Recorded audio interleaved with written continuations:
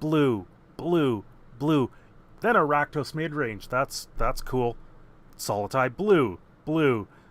Do we see a pattern here? In the top 9 decks, top 10 decks, 8 of them consist of blue. So at this point, you might need to ban some islands because that's what it's gonna take if these cards do not come out and standard come back to a normal sense.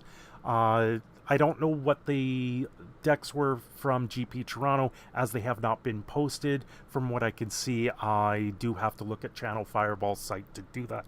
But I have a feeling that the Star City Games, because they are very quick with the updates on their deck list, it's something to be aware of.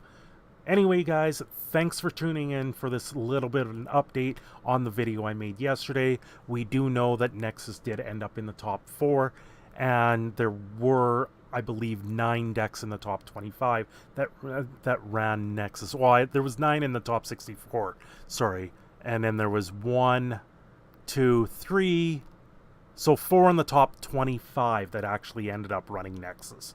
So it's a problem, and it's going to continue to be there.